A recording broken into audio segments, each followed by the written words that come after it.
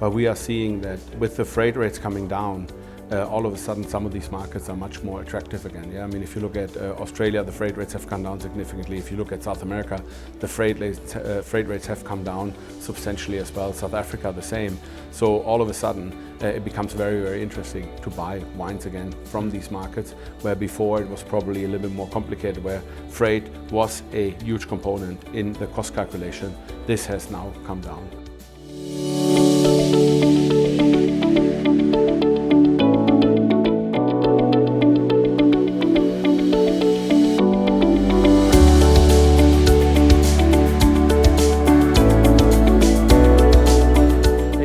Sid Patel, CEO of Beverage Trade Network and International Bulk Wine and Spirit Show. I'm here with Horst Mueller. He's from Kuehne Nagel. I hope I've pronounced it right, but yes, you can correct me. Yeah. But mainly VinLog, right? So that's their wine shipping division. So we're going to chat about global logistics here, and I think really what I want to pick your brain on, the China conversation and how much China is controlling the freight still. And that's something which we should talk, so at least our suppliers are educated on where to look at when it goes to the data. First, why don't you give a little recap about what's happening? Thanks for having me. Yes, it's Kuene Nagel, and I represent VinLog here. On China, of course, yes, China controls a significant amount of the freight, basically, of the freight that is coming out. It's not necessarily that China controls the freight, right? It's really the buyers that are controlling the freight at the end. But of course, a lot of our customers and a lot of customers in general are sourcing products from China, basically. So China is really a big part of the world's economy, right, and the world's supply.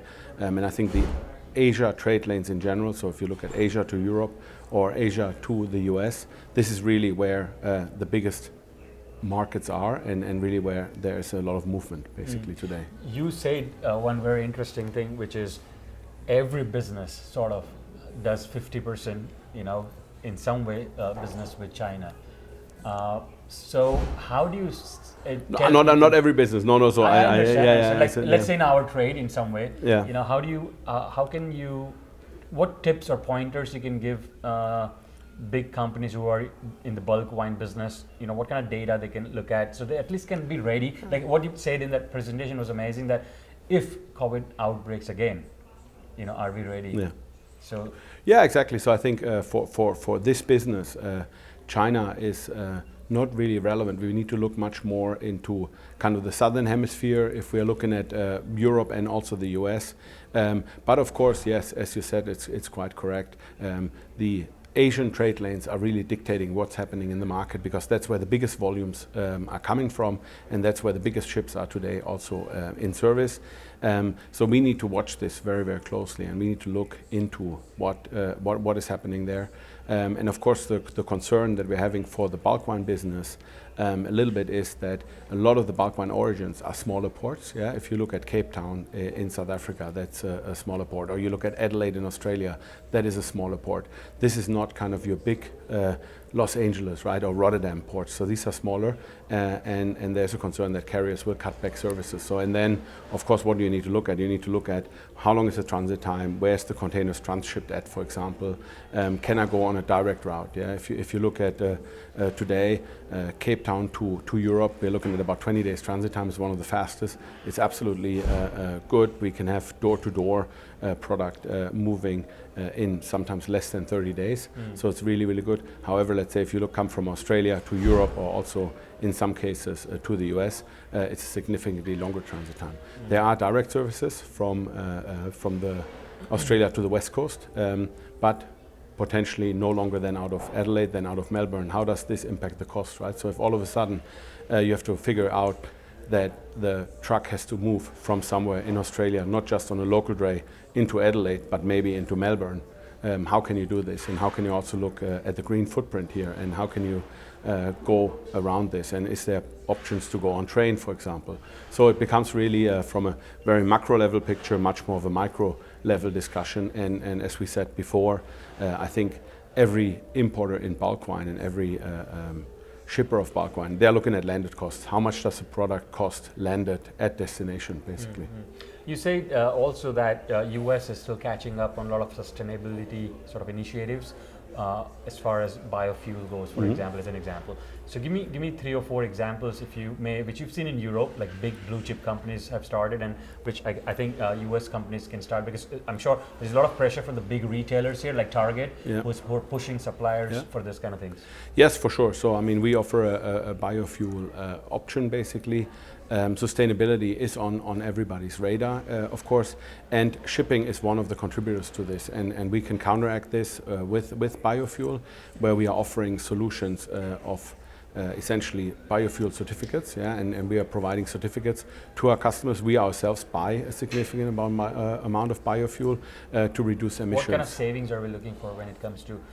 Do they save, or it's an extra cost? No, today is an extra cost. Today is like an extra 10% cost. 10% more, you think? No, we buy it by the ton basically, and then we convert this into, based on transit time and based on length of the journey, into basically a cost per container, or per TU as we call it. So in a 40-foot container is 2 TUs, and we are basically then proposing this to our clients. Most of our clients, of course, have a roadmap where sustainability, including ourselves, right? We have a roadmap where sustainability is very, very high on the radar, and we are providing this. Yes, to your point, we are seeing this a lot in Europe now, that a lot of the retailers are demanding this and have requests for some of the suppliers, and we are also seeing this already really kicking in quite a bit, basically. And yes, it is an additional cost, but at the end of the day, it is something that also saves the planet, and I think saving the planet has to be our mission, right? My kids always tell me we are the guys that made this happen, so we also need to find a way to make it go away, right? So this is something that is really, really very, very high level in our organization. We have several initiatives, and I talked about this also. So we have 23 electric trucks, for example, now in France, where we are doing pickups at wineries. They're fully electric and zero emission vehicles, basically. Very so nice. Very, very nice. It's a project now, and we are seeing how can we expand this, and we have a target until 2030 to significantly reduce emissions. Very nice. You know, you see a lot of purchase orders coming in, you see a lot of bill of loading coming in, so you see real data. Which countries are still buying more? Like, where do you think, if you were a producer, you know, where do you see opportunity? Like, where's the market right now? I think one thing that we are seeing, and that we've also seen here, is that some of the buyers are becoming sellers, right? And there are opportunities. There is wine out there. There's very good wine out there, I think, at very reasonable prices. I think, again, if you look at the Southern Hemisphere, there are still very attractive deals out there that we are seeing, where now it's picking up again. The freight rates, I mean, we're looking at the freight rates, right? So we're not looking necessarily at the wine itself, but we are seeing that with the freight rates coming down, all of a sudden some of these markets are much more attractive again. Yeah, I mean, if you look at Australia, the freight rates have come down significantly. If you look at South America, the freight rates have come down substantially as well. South Africa, the same. So all of a sudden, it becomes very, very interesting to buy wines again from these markets, where before it was probably a little bit more complicated, where freight was a huge component in the cost calculation. This has now come down, and this is what we're seeing. So I think the Southern Hemisphere is still very strong, especially if you look at the US market. In Europe, the intra-European wines are also moving. This is moving in a combination of some in flexi tanks, some in tanker trucks, in various ways, right? And we are seeing this. But as I said, for us, we are mainly looking at kind of the deep sea origins, and we are seeing movement again all over for everywhere, basically, for Europe, for the US. These are the two major markets, but we are also seeing that wines are moving around in other parts of the world that we have not seen before, where spot buys, where there's a certain varietal that might be short, and all of a sudden we have customers that are coming to us and asking, can you give us a price to ship a wine from, I don't know, Argentina to South Africa, and that's for a specific wine, maybe a project, so these type of things. So there's a lot of movement in the market. Understood. One last thing, because we also have our bulk wine show and bulk spirit show in London on November 15th and 16th, right? So a lot of people are asking me, how is the movement now between Europe and UK? Any summary there? Today we don't see any major obstacles, so most of our customers are now used to shipping into the UK.